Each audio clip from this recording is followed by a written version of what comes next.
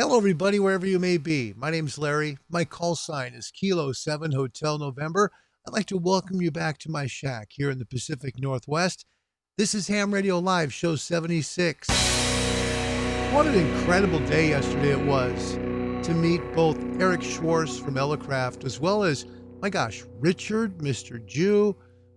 We had Jared, we had Mike, the folks from MFJ. Wow, that was terrific. I got to tell you, that was the most fun day I have had in a long, long time. Really, try and tell my computer to do something. Bear with me. Sorry. Okay. So, what a great day. I mean, it was just so much fun to meet them and talk with them. And quite honestly, looking forward to getting a K4 here in the shack. We'll do a review, we'll do some long term use on it. We'll see how it goes. Also, looking to do the same with the 7610. We'll see how that goes. Happy Friday, everybody. Woohoo! It's Friday. We made it. I'm so happy it's Friday. Goodness sakes. It's Friday the 13th of all things, too. November 13th. Wow.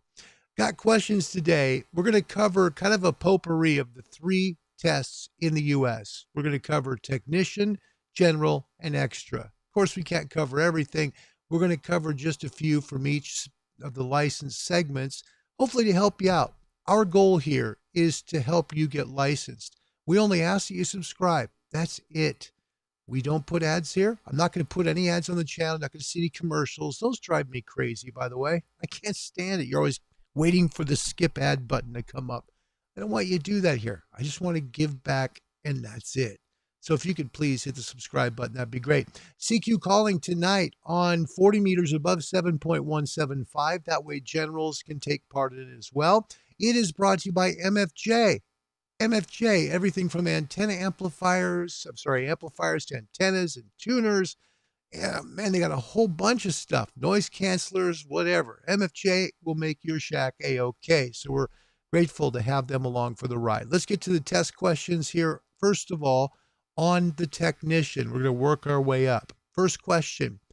Why is duty cycle one of the factors used to determine safe RF radiation exposure levels? All right, for new hams, future hams, folks that would like to be a ham radio operator, there's a few terms here that you may not understand. First of all, duty cycle.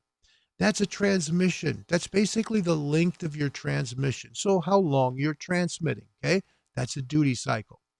Safe RF radiation. Don't get worried, okay? RF means radio frequency, okay? Radiation is simply the signal going out from your antenna. It's like living by a radio station, okay? If you live by a AM or FM tower, same thing. It's not anything to freak out about. So let's just take the question as it is. What is a duty cycle?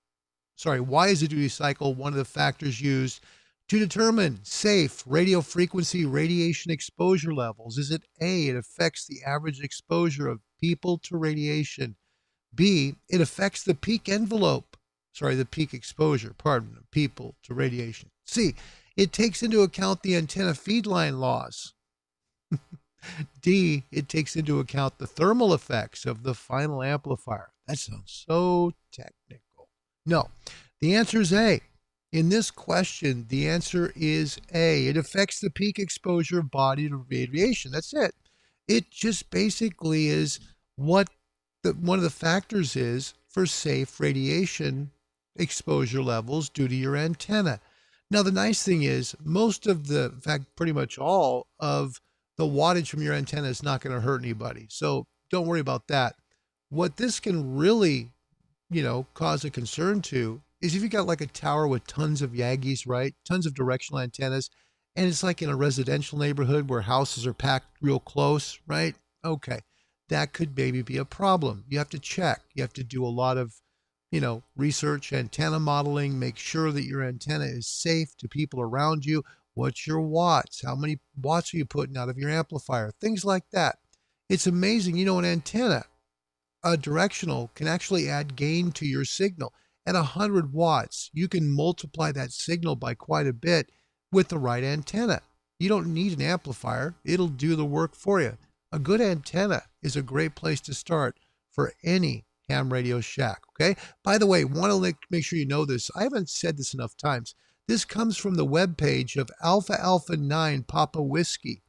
Alpha Alpha 9 Papa Whiskey.com is where you find your technician general exam practice tests.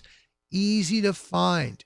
Just go to Alpha Alpha 9 Papa Whiskey.com. You'll be able to take any of the 3 tests in the U.S. many times as you want. Next question from the technician.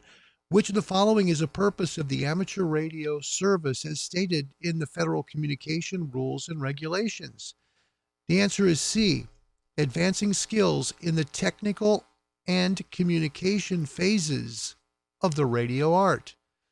Ham radio operators are very technical people. They really are. These folks really work hard at making sure that their station runs efficiently. That's important. So keep in mind, when we're talking about, technical stuff, really, these, ham radio operators are very ingenious to put things together and make it work. They're wonderful folks, and many of them really approachable. If you have a question, maybe you're new to ham radio or a new licensee, when you're on a QSO with somebody, let them know you're new, all right? They'll talk to you. They'll work through some things with you, even if you have questions. Don't worry about that. That's something I think that ham radio operators really excel at. They really do. That's part of the communication element of that question. Next question on the technician. How can you join a digital repeaters talk group? Answers given. A, register your radio with the local FCC office. That'd be a nightmare. B, join the repeater owners club. A little sticker on your back of your car, I'm part of the repeaters owner club. C, program your radio with the group's ID or code. Or D, sign your call after the courtesy tone. It's like leaving a message for somebody. Please leave your name and number at the courtesy tone. The answer is C. Program your radio with the group's ID or code. Find those on the internet. Find them also on the repeater book. Repeaterbook.com has a listing of repeaters around the world, tells you what the tones are, what the repeater offset is, everything. So simple to find. Repeaterbook.com is where you're going to find that. Okay? Simple. Just remember that. Go to the general now. What does the expression CQDX usually indicate? A general call for any station. The answer there actually is that would just be a normal CQ. Okay, A is just simply calling CQ. B, the caller is listening for a station in Germany. C, the caller is looking for any station outside their own country. Or D, a distress call. The answer is C. When you call CQDX, you're trying to reach somebody outside of your own country. Now, there have been times on the show where I have jumped into one of those CQ calls just to make the call on the show to help you hear a CQ call, hear a QSO. That means communication from one ham to another for new hams or future hams. That's what it means. I rarely call CQ on this show other than on Friday nights. Friday nights, we have a show called CQ Calling. Tonight's show 3 will be above 7.175. Now, I won't be calling CQDX, but I will be calling CQ, and maybe some DX stations will come. Wouldn't that be cool? Love to have that happen. My gosh, that'd be just amazing if that happened. Get some people from outside the U.S. Next on the general, which of the following is a common use for a dual VFO feature on a transceiver? Now I've lost half of people that might watch this video. Just stick with me here. VFO is basically a tuner. It's the tuner of your radio. Look at it that way, okay? Which of the following is a common use for a dual tuner feature on a receiver? Again, variable frequency oscillator is what VFO stands for. It's a technical term, but it means a tuner essentially. So a dual VFO, what is it? A, to allow transmitting on 2 frequencies at once. Look at that carefully. It says transmitting. That's not the answer then. B, to permit full duplex operation, that is transmitting and receiving at the same time. C, to permit monitoring of 2 different frequencies. Or D, to facilitate computer interface. A dual VFO is essentially 2 receivers. That's all it is. The 101 MP has dual receivers. Let me give you a little view of it here so you can see. Now, this is a little bit off. Sorry about that, my friends. Okay, so on the 101, there are two sides here, okay? The main VFO or tuner is right here. If I use the second VFO, it's on this knob right here. So this VFO will turn the second receive frequency. So it allows me to work two at once. Why would I want to do that, right? What's the big deal about two receivers? Really, it has to do with a lot of reasons. One might be if you want to transmit or follow FT8 or one of the digital modes. One could be that you like to monitor 6 meters, 50 megahertz, just to see if there's an opening. You know, you have it up there on your screen. You see something happening, bingo, you go over to it because 6 meters is a pretty special call, okay? Or if you're a contester, contesters love dual VFOs. Dual tuners means they're working one station literally, and then they're tuning already on the second station. So they'll be making a call over here. Meanwhile, they're tuning this dial on another frequency, finding someone else calling CQ, and then they make that call. Then they go back to this VFO, they spin that, they make that call, and so forth. It just keeps repeating. That's why a dual VFO is kind of important in ham radio. I mean, what are the main reasons? They're great for contesters especially. Next question. This is on the extra now. Which of the following would be a practical way to estimate whether the radio frequency, remember that's RF, fields produced by an amateur radio station are within permissible MPE limits? MPE, what the heck is that about, right? Well, it basically means the transmitter limits that could radiate to someone else and hurt them. That's it. It's what it is, okay? So you want to make sure your maximum power emission isn't outside of what could hurt somebody. A, use a calibrated antenna analyzer. It's not going to help you. An antenna analyzer will check SWR of your antenna or coaxial feed line. That's all it does.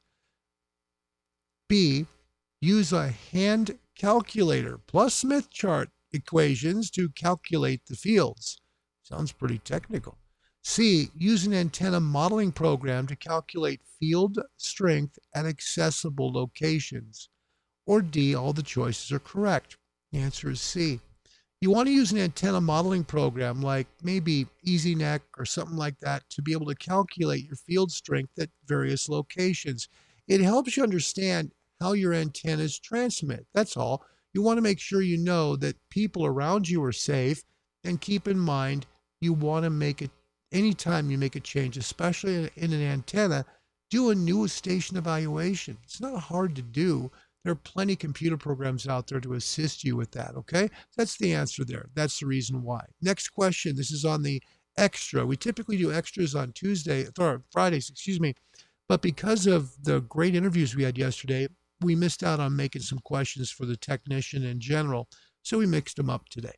Next on the extra, why should effective radiated power to a satellite which uses a linear transponder be limited? Okay, that means when you're using your radio, why should you maybe not use maximum power? Because these are 2 meters and up when you're talking to a satellite. A, to prevent creating errors in the satellite telemetry. Your transmit signal has nothing to do with controlling the telemetry or tracking of the satellite. It's not going to affect that. B, to avoid reducing the downlink power to all other users. C, to prevent the satellite from emitting out-of-band signals. That just doesn't apply. D, to avoid interfering with terrestrial QSOs. Okay, if it's terrestrial, they're not using a satellite. Okay, that's the answer there. B is the correct answer. It's to avoid reducing the downlink power to all other users. Here's a great example. If you're running too much power up to a satellite in UV mode, for example, which means UHF, VHF, and you're pumping so many watts up there, you're using enough signal to really hurt downlink or return messages to other stations. So you want to use minimal power whenever you're transmitting via satellite. Great stuff with satellites you can do right now. You can bounce a signal from a satellite down to another station, which is amazing. You can even bounce them off the moon. That's called EME. We'll get into that another time.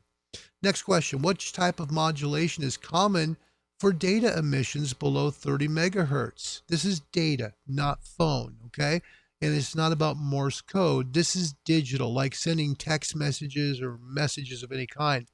The answer is FSK. FSK means frequency shift keying, okay? You're basically using a format that will help to transmit as much of the information you can accurately to the received station. That's basically it. I said frequency shift keying. Sorry, phased shift keying. Phase shift keying. I kill myself after I listen to these shows and I make mistakes like that. It's phase shift keying. So really what it means is it's a portion of the digital hierarchy that will help your station communicate with another. That's just all built into your radio, okay? But they want you to learn this on your test, even though it's already built into your radio, to understand the protocol of what's used when you try it. That's the main thing, so you understand what it is. Again, this is the extra exam, so this is the highest exam level in the U.S. Next question. By how much does the VHF-UHF radio horizon distance exceed the geometric horizon? So basically what this means is how far does your radio signal go? Okay, it's typically line of sight because that's just how the Earth is. Now, typically you can see about 11 miles along the Earth's surface. If you were in a valley, for example, no mountains around, you should be able to see about 11 miles. Now, in this case, you've got four answers.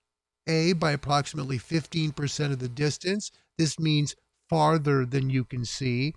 B, by approximately twice the distance.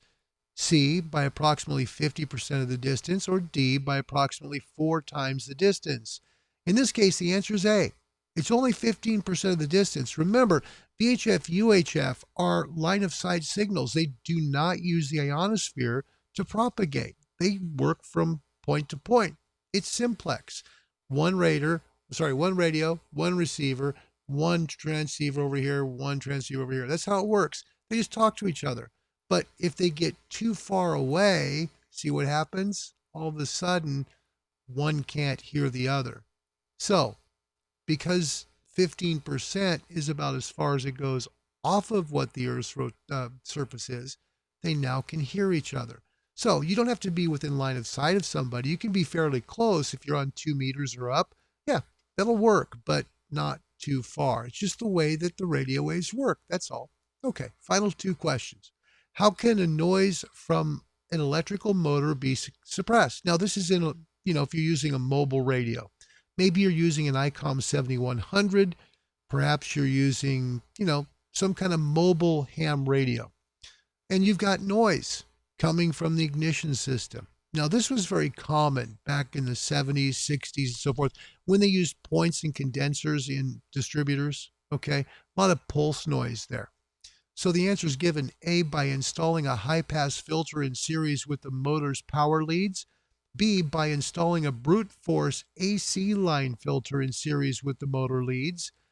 C, by installing a bypass capacitor in series with the motor leads. Or D, by using a ground fault current interrupter in the circuit used to power the motor. Okay, we're not powering the motor. We're trying to filter the noise from the doggone thing. Now, the way to do it is you use a brute force AC filter that's in series with the motor leads. And the reason you do that is essentially it takes the signal from your motor, from the electric motor, and especially the battery and the ignition system, those 2 elements, and it filters it. That's really all it does. We don't need it as much as we used to, okay? Like I said, older vehicles that used points and condensers, they have that problem a lot. But the current stuff of today, not as much, although it can happen. So an AC brute force filter is what you need. All right, I guess we got a few more questions. This is for the extra. What is the term for the time it takes for a charged capacitor in an RC circuit to discharge to 36.8% of its initial voltage? The answer is D, 1 time constant. This also comes up on the Canadian test, okay? To discharge a charged capacitor in an RC circuit to 36.8% is simply one time constant. Okay. What coordinate system is often used to display the resistive, inductive, and or capacitive reactance components of impedance? Now I've lost most of you, probably, if you're a, wannabe ham, right? Remember, this is on the top test in the US, okay? This isn't to get you licensed. This is to get the top license in the US. And most people don't have this license. In fact, many stop at general and they do just fine because they get 97% of all the frequencies, okay? The answer is given. A, Maidenhead grid. That's actually for locating somebody, okay? That tells people where you're located. B, a Faraday grid. Nope. C, elliptical coordinates. No. The answer is D, rectangular coordinates. That's the coordinate system that's used to display basically the reactance components of impedance when you're trying to match something, say like an antenna. You're trying to make sure your antenna is going to work properly, but most just use antenna analyzers. Makes it simple. I mean, don't take some of this stuff so personally. It's like, oh my gosh, it'll never happen for me. I found in ham radio, once you use the radio, you learn so much more and grow so quickly from doing it than from the test. You will. You'll just have the practical knowledge. Practical knowledge is so important compared to book knowledge. Practical knowledge gives you the idea to use it. It's like Eric Schwartz said yesterday from Millicraft. He already had so much knowledge from building electric components. Then he took electrical engineering in college, and all that stuff he learned when he was building things, it all came back. Again, practical knowledge. Keep that in mind. Next question. This is important. In figure E62, what is the schematic symbol for an N-channel dual gate MOSFET? Now, this is a transistor, all right? Now, let me help explain what this is. And thanks for the thumbs up, by the way. Appreciate that. It gives you 4 choices. Is it symbol 2, 4, 5, or 6? In this case, the answer is number 4. All right. Why? If you look at number 4 carefully, first of all, it asks for a dual gate MOSFET. That means it must have 2 gates. Notice number 4 on the left side, G2 and G1. Those are the gates. Okay. Now you have the source. Okay. The source coming in from the right side. Notice it's tapped right there in the middle of the transistor, and it's pointing toward the gates. See that? The arrow points toward the gates. That's why it's an N-channel dual-fed MOSFET. It's pointing toward the gates. So, therefore, 2 gates, that's number 4, that's a dual-gate MOSFET. Okay? Pretty simple to get once you look at them carefully and understand why. That's why I'm keeping this up on the screen a little longer so you can see all the different ones. Okay? Last question today on the extra. What type of antenna pattern over real ground is shown in figure 9-2? Is it A, elevation, B, azimuth, C, radiation resistance, or D, polarization? The answer is A, elevation. This is one of the coolest things you'll use in ham radio. Truly. This talks to you and tells you where basically the radiation of your antenna is going. And in this case, we have basically it's a directional antenna. Notice all of those, you see the 4 fingers, they're going forward, right? Look at backwards. Hardly anything going backwards. That means we've got a directional antenna. Look at that longest finger, okay? For new hams or future hams, look at the longest finger. Now, around the arc, the top part of the arc is degrees off of the ground, okay? Remember that, degrees off the ground. On the bottom, it talks about decibels, okay? Decibel gain, all right? Now, in this case, you've got one heck of an antenna because it's transmitting probably right about looks like it's about 12 to 10 degrees off the horizon, because each one of these increments go in 15 degrees. So it's below 30, below the 15 degree, that grade there. So it's really between 0 and 15, but more a little bit towards 15. So I'd say probably 10, about 10 degrees elevation. That's an amazing antenna, by the way. And the reason why is because it transmits at a low takeoff angle. That's important because it will work you farther. If your antenna is too low, for example, your station transmission almost goes straight up. That's not good for working long distance. When you get your antenna higher, just like the view you get with your eyeballs, you see better. Same thing with the antenna. It not only will receive stations better, you'll hear them come in out all of a sudden these signals are coming in, but you'll also be able to transmit to them. That's the cool part about radio. The height of your antenna is so important. It really is. Thanks everybody for coming. Happy Friday the 13th. Remember tonight, coming up, this is at 5 p.m. Pacific. Technically, this is 1 a.m. UTC. This is CQ Calling Show number 3. We'll be on 40 meters, only on 40. We will be above 7.175. The goal is to make sure that the people in the general class can also take part in the show. We'll see how many calls we can make. Hopefully we'll make a bunch of fun new contacts, and we'll see where they come from tonight, depending upon propagation. Again, that's CQ Calling, brought to you by MFJ. MFJ has everything to make your shack A-OK. It comes up at 0100 UTC. Welcome. Good to see you guys. All right, let's click over here real quick. I'm going to change this. For some reason, stream was weird. Let me go to the rigs and see what we got. We're on 17. We always start there. Now over here, if you take a look, this is going to stop here in a moment. You'll see this transmission line stop. That's FT8. See? Stopped. It transmits every 15 seconds. One station transmits for 15, then the next one. What they do for new hams or people who'd like to be hams, essentially, it's simply like sending a quick message of your call sign, CQ and your call sign. So looking for any station, your call sign, then stations come back, right? That's another 15-second transmission. That's their call sign and their location. Then another 15-second transmission comes on.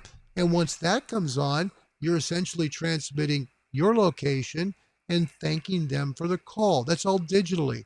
Then the other station thanks you, ends the transmission, and it goes on and repeats. That's how it works. But again, very, very minimal bandwidth. That's why you see digital usually taking up very little of the band. Let's go over here. Looks like I got a signal. About 18150. Beam antenna company over there. We'll tune up. And again, for future hams, tuning it, all we're doing is trying to find an impedance match that's the lowest standing wave ratio to be able to connect with the antenna. That's what we just did. We tuned. The station basically sends out, the radio sends out a tone. That tone's about 5 watts, so it doesn't disturb the people making the contact. Let's go back to the show. He's the designer and builder of the OptiBeams. So, he had a great signal. He was 5'9" in here as well. Gave me a good report too. So that's really all. I'm not a real DXer, but if I hear it on, coming in pretty good, and might try giving. I'll turn the contour off just a little bit. See how he comes in. I'll move on. But anyway, that's the only two, and that was a couple of days ago. Gene. 87 MKC, K0EA. K7HN. We'll try and break in, see if we can say hello. Again, just use your call sign once. Don't do it multiple times. They're in the middle of a conversation. You're breaking into it, so you want to be just quick and clear.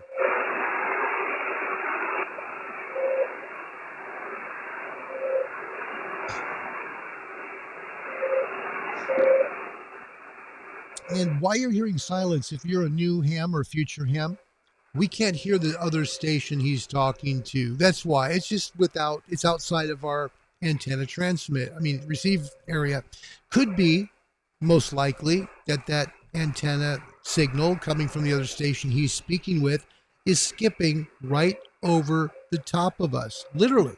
I mean, we're just simply in the middle of the dead zone, or in ham radio terms, the skip zone.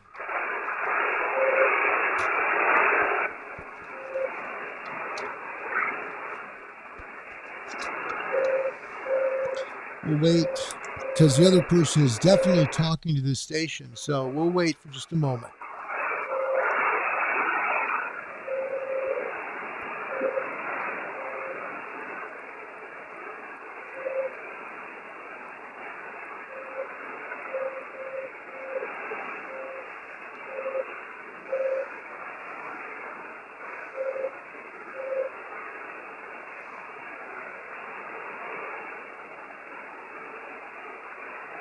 Oh yeah, that's me too.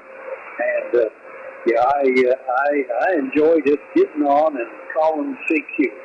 And we do that. That's what we did when we got on this frequency here. I called CQ. A guy in California called me, and after I signed with him, a guy down in Florida called, and I signed with him, and you called. So you bet. That's exactly what we like to do. And I don't call too many people. I've been just like calling our CQ and kind of seeing who comes back to me. And it's been amazing, just like yourself. We've talked to you before, of course. And I like this logging program I've had for many years now.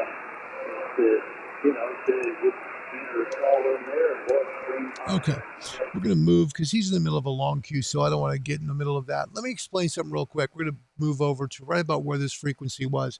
Let me try and explain, if I can, a little bit about skip zone, what that means, why we can't hear the other station. For new hams and people who'd like to be in the hobby, they're probably confused. Wait a minute, who's he talking to? Here's how things work, okay? You have an area. This is how our HF signals work, okay? Basically, you have one station and a second that are communicating with each other. Notice how the signal goes up and then back down. That's because the ionosphere. It bounces the signal because the ions in the ionosphere vibrate really quickly when they get that electrical signal from a transmitter, and they reflect it back to ground. Now, the difference here is that if you're in between the two homes here, you're not going to hear it very well. Now, if you're close, say for example, you live right there, okay? Even though the signal's going up, you're close enough to get it just a little bit. It'll be weak, but you can still get it. But for the most part, for people that are right here inside this area, between where the signal goes up and comes back down, that's the skip zone. So you won't be able to hear it. It's not that the radio is faulty or you're not able to, it's not the guy's talking to himself. It's not like that.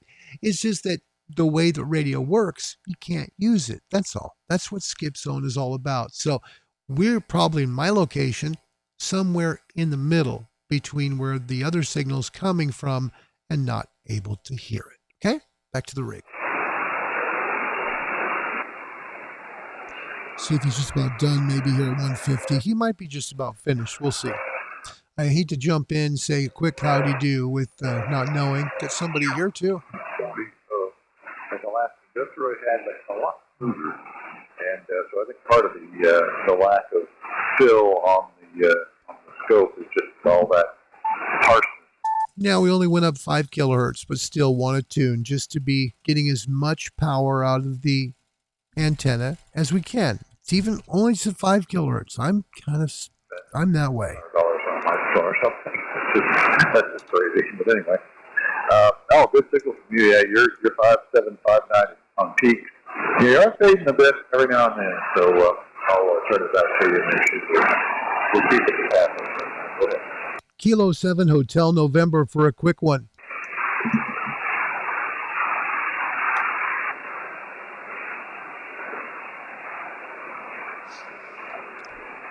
Again, that's a break. We're just trying to get into the conversation is all we're doing.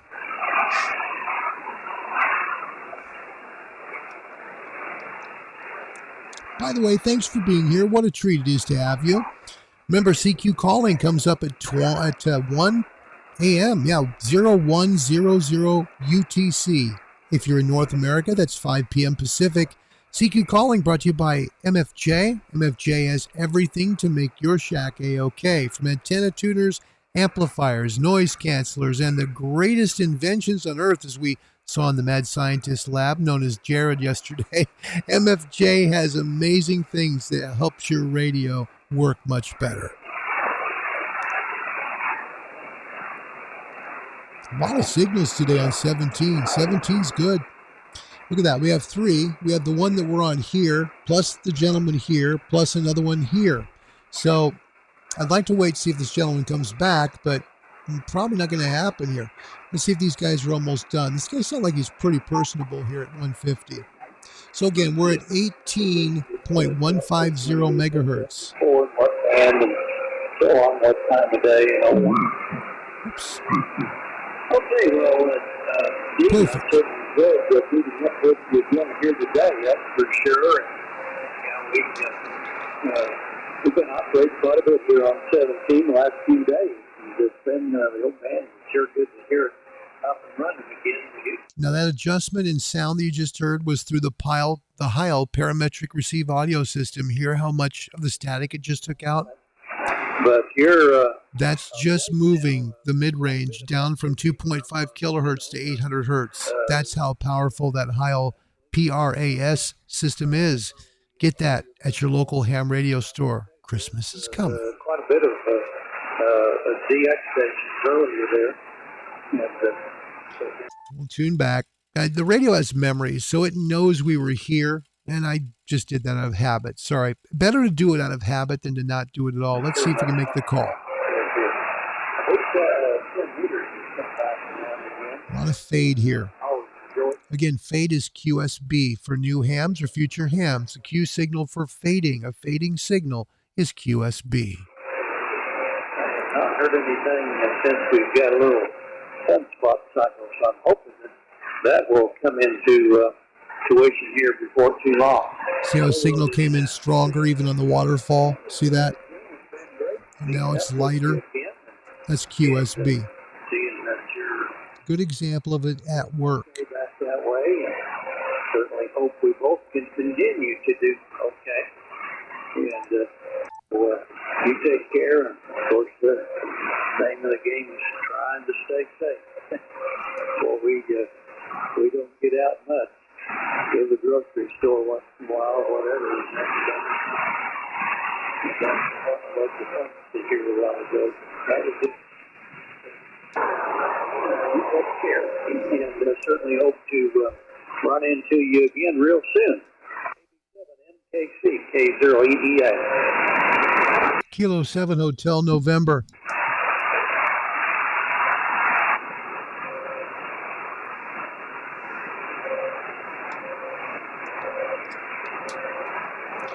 Remember we talked yesterday, we talked about prefixes, call districts, and suffixes. That was on Wednesday. So his prefix is a K. That's his prefix. Call district is 0. And the suffix, it sounds like it's ETS. We'll have to verify if we can reach him. So again, prefix is K, call district 0, and then Echo Tango Sierra. Okay? Simple to remember. Try and make this go as fast as we can. Now, one thing we can't do is we can't rush someone who's already in the middle of a call. But the person that he's talking to is most likely, tell them thank you. It's been nice to meet you. Looking forward to talking with you again. Things like that. So that's really how it works. Okay? A lot of sunspots, folks. We're starting to get a lot of sunspots. That means good conditions are coming.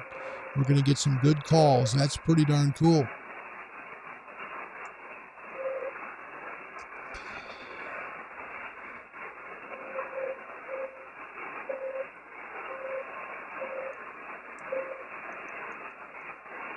And again, there we go. Yeah, there's always something the fellow probably should be doing, but it isn't all the time that you can talk to somebody on the radio. So I tried. My reasoning is, well, when I can't talk to somebody on the radio, then I'll go do what I should be doing. That's just kind of my keeping up with you get here today and adding you to our list of contacts. Maybe good on MK2. Whenever it's Washington, K0 EPA, Clearwater, Kansas. Maybe for a pleasure. Have a good evening. We'll see you. Kilo 7 Hotel November for a quick one, please.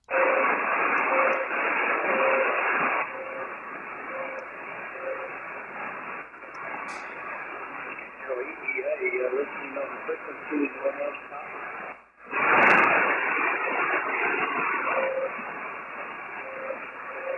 Yeah, WB2, that's APC. This is EEA. Very good evening or afternoon, whatever you want to call it. I guess it's nigh on to pretty close to evening time. Bob, good to hear you again. All right, so he started another conversation. This sounds like it's coming from somewhere in the Midwest. So good to hear you again. Let's move to 20. We move to 14 megahertz, and we will turn our attention there real quick. Big signals again on 20. 20's alive. It's a great time to get your ham radio license. If you want to study for it, now's the time because the sunspot cycle's coming up. And keep in mind, sunspots are essential to us being able to work the radio, all right? We go through an 11-year cycle where over 11 years, you get a huge signal, right? Huge bunch of signals coming in because there's tons of sunspots. Those sunspots, they form a lot of radiation into the ionosphere. The more radiation, the more those particles vibrate when our signals hit them, and then they bounce back down. The problem is when we don't have many sunspots, the ionosphere just doesn't get the charge it should. It's kind of like recharging a battery only halfway, right? Doesn't quite work as well. Same thing with the sun. Now, we're at that point where we've hit the bottom of the sunspot cycle and have now started to rise again. If you're looking to get your ham radio license, now is the time to do so because about the next 5 to 6 years are going to be brilliantly awesome as we improve. It's supposed to peak about 2024, 2025, right in there. And at that point, you're going to be able to use frequencies like 10 meters, 12 meters, 15. You'll be talking at night all over the world DX with those frequencies. That's the difference. But right now, we're just starting to climb back up. Hello, Ryan. Welcome to the show in Louisiana. Thank you, my friend. That's nice to know. Love Louisiana. Oh, some of the best food in the world is in Louisiana. I better not talk more about that. I better go back to the rig. Here we go. That he always gave during his campaign speeches was. Remember, CQ calling show tonight. We call CQ. We see what we can come up with for return calls. That starts at 0100 UTC. If you're in North America, that's 5 p.m. Pacific. New Orleans in the mid '60s. It was something else. I'm going to turn it over to Paul, and I know to Jim, and I'll say my 73. And Paul, you might give your friend a call. I didn't hear break in there, but Jim, I'm going to turn it to you, and if the WM6 can hear me, welcome back to the fame. Sounds like it's a net, Please, guys. jump in. Okay. So maybe a little We're not going to there. go and jump into a net without first telling them that we'd like to be there. That's just not good practice. So let's move over here, and we'll change frequency. One nice thing about the 101, easy to change with the click of a mouse. Same thing with the 7610. Same thing with the K4. They will all do the same thing.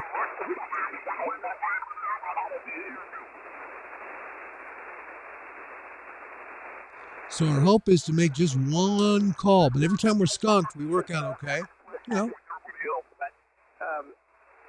got a lot of cards. No, that's not true. I've got a few cards, but that was kind of special because the tune the antenna again. So we're not tuning the antenna technically.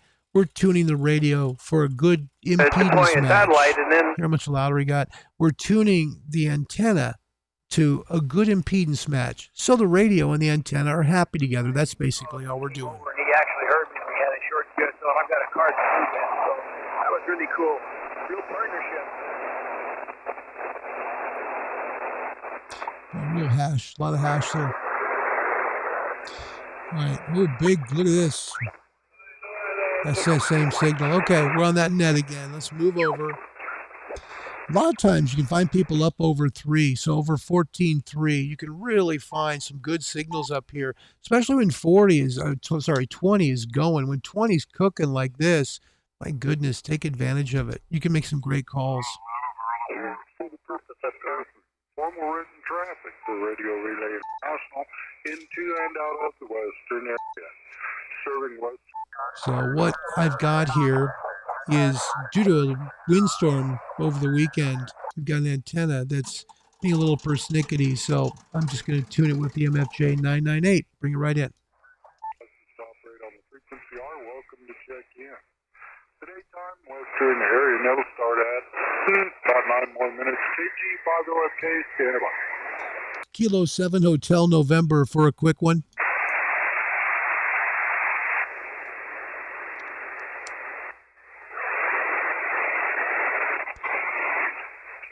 Juliet 7, Yankee Papa Oscar. Got any traffic today?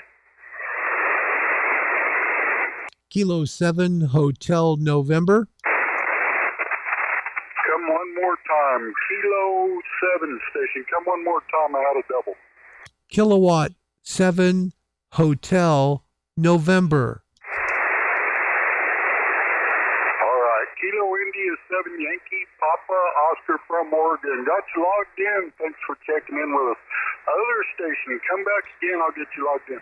Hold on a second. Wait. Well, what was your call sign again? My call KG5LFK. Kilo Golf 5 Lima Fox Kilo.